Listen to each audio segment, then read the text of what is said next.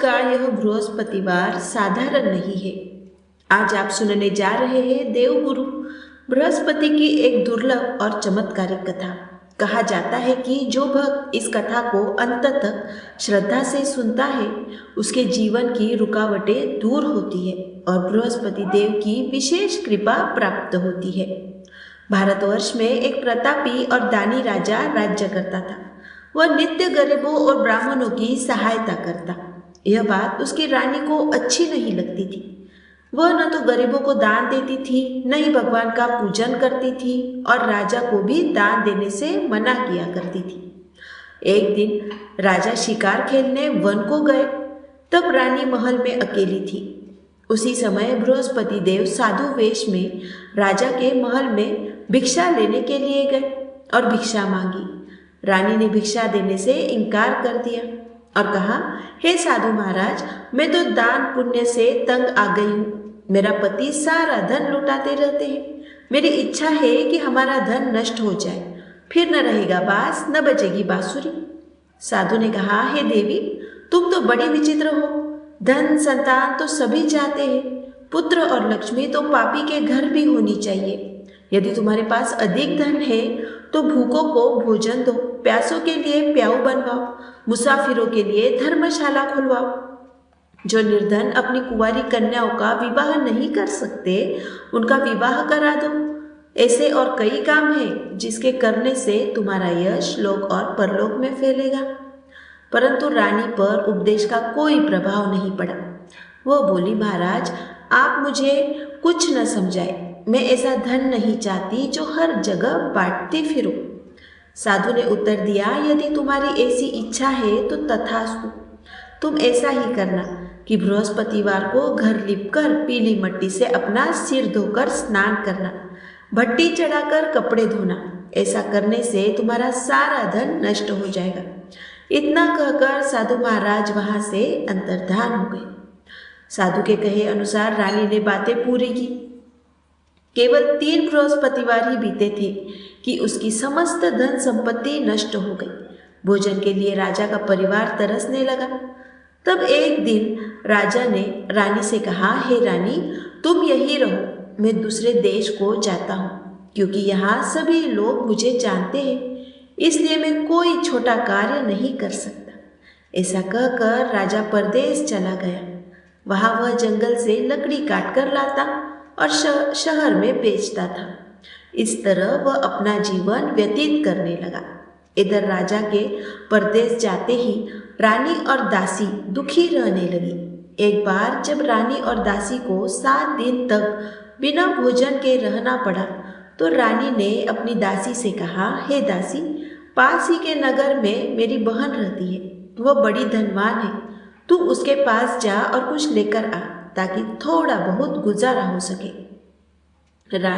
दासी रानी के बहन के पास गई। उस दिन बृहस्पतिवार था और रानी की बहन उस समय बृहस्पतिवार व्रत की कथा सुन रही थी।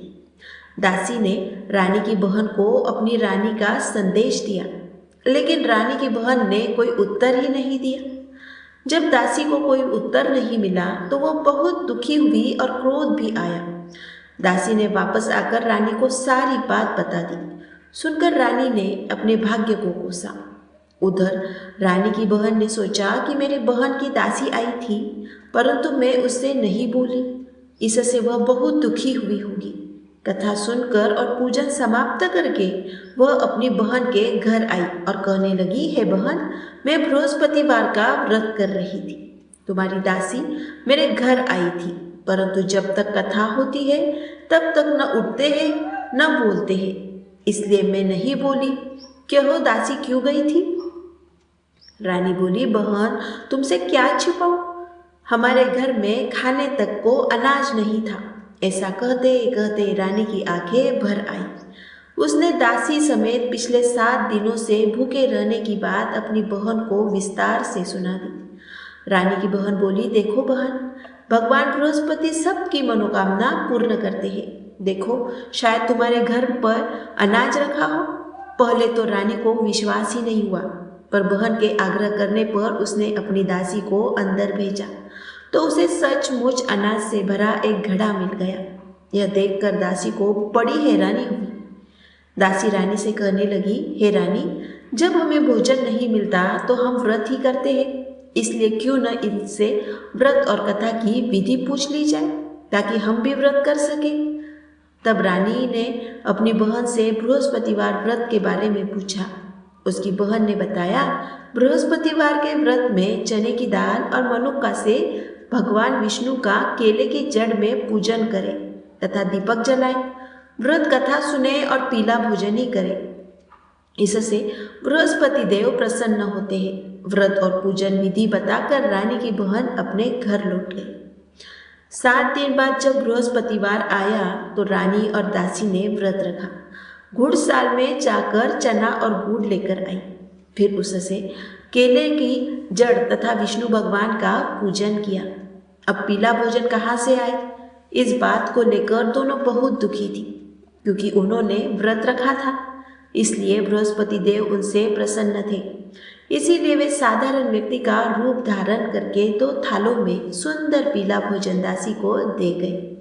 भोजन पाकर दासी बहुत प्रसन्न हुई और रानी के साथ मिलकर भोजन ग्रहण किया। उसके बाद वे हर बृहस्पतिवार को व्रत और पूजन करने लगी। बृहस्पतिवार भगवान की कृपा से उनके पास फिर से धन संपत्ति आ गई, परंतु रानी फिर पहले की तरह आलस्य करने लगी। तब दासी बोली, देखो रानी, तुम पहले भी इसी प्रकार आलस्य करती थी।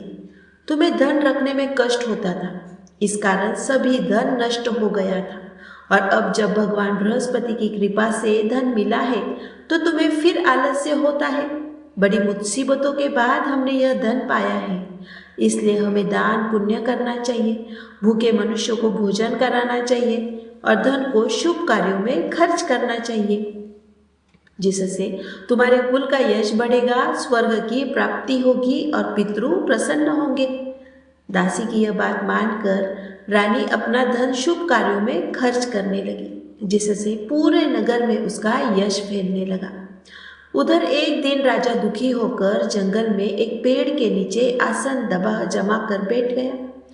वही अपनी दशा को याद करके व्याकुल होने लगा। वो बृहस्पतिवार का दिन था। एकाएक उसने देखा कि निर्जन वन में एक साधु प्रकट हुए। वह साधु वेश में स्वयं बृहस्पति देवता थे। लकड़हारे के सामने आकर बोले, हे लकड़हारे, इस सुनसान जंगल में तू इतना चिंता मग्न क्यों बैठा है?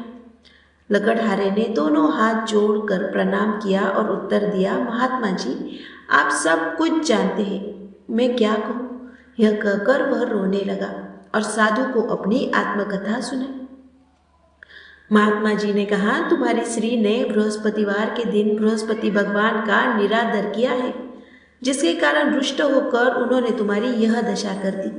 अब तुम चिंता दूर करके मेरे कहने पर चलो तो तुम्हारे सब कष्ट दूर हो जाएंगे और भगवान पहले से भी अधिक संपत्ति देंगे। तुम बृहस्पति के दिन कथा किया करो, 2 पैसे के चने मनुक्का लाकर उनका प्रसाद बनाओ और शुद्ध जल से लोटे में शक्कर मिलाकर अमृत तैयार करो।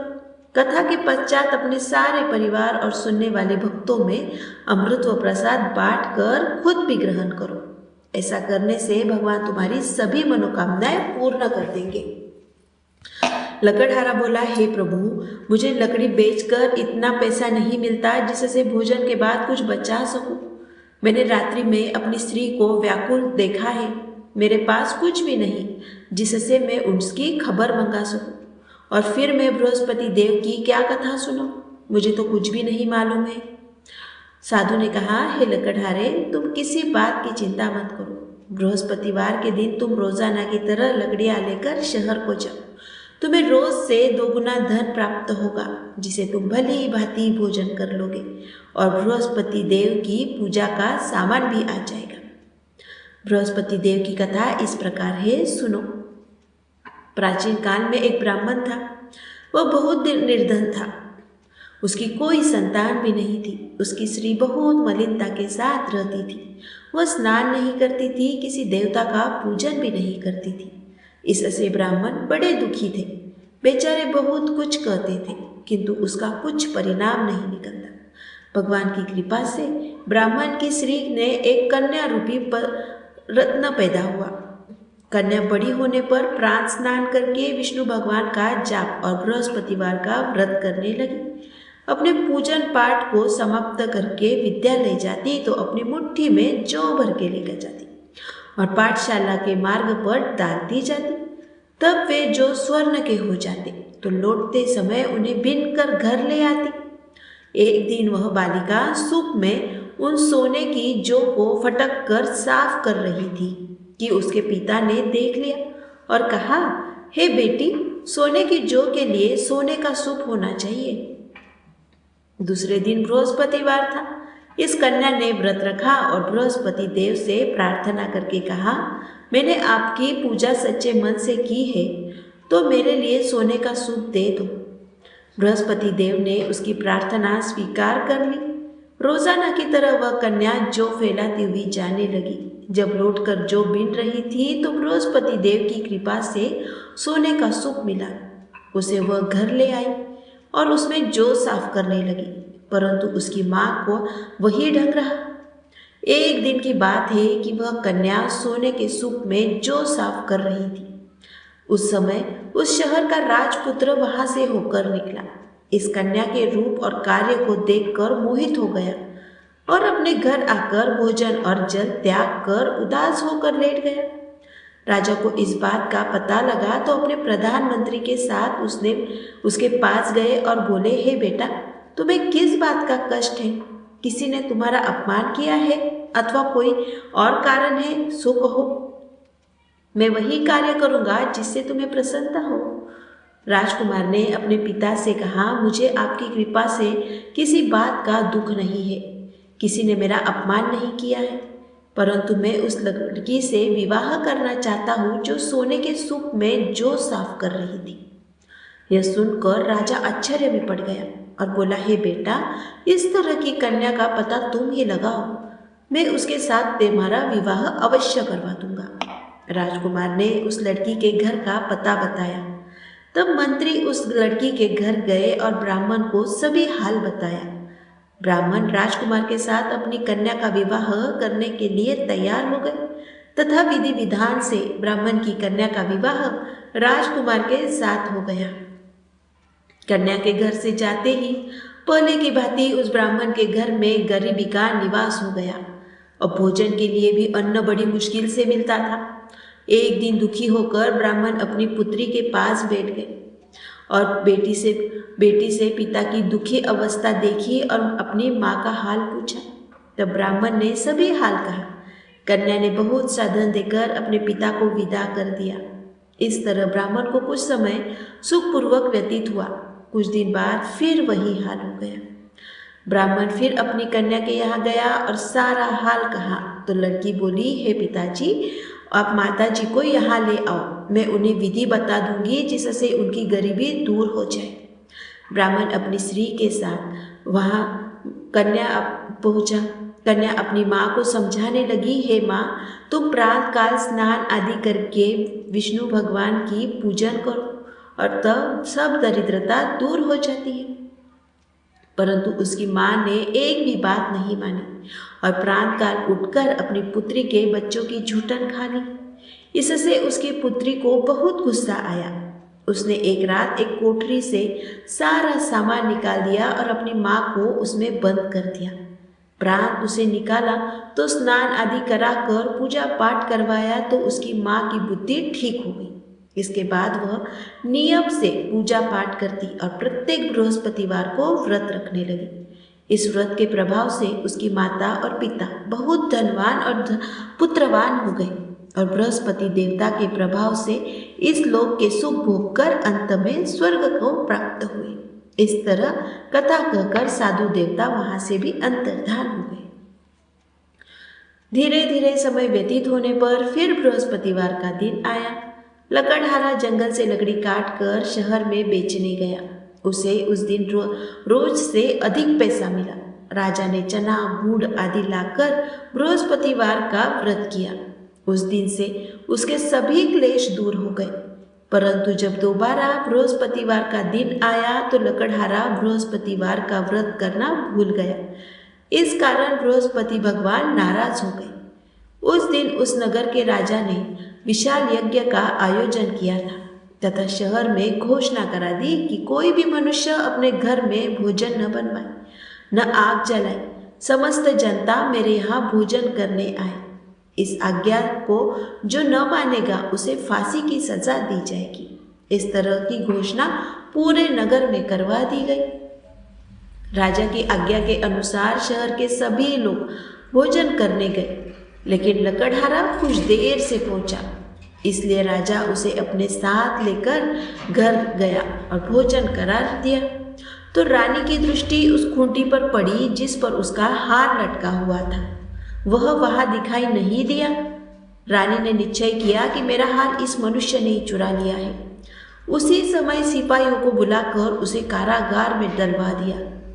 जब लकड़हारा कारागार में पड़ा और बहुत दुखी होकर विचार करने लगा कि न जाने कौन से पूर्व जन्म के कर्म से मुझे यह दुख प्राप्त हुआ है, और उसी साधु को याद करने लगा जो जंगल में मिला था।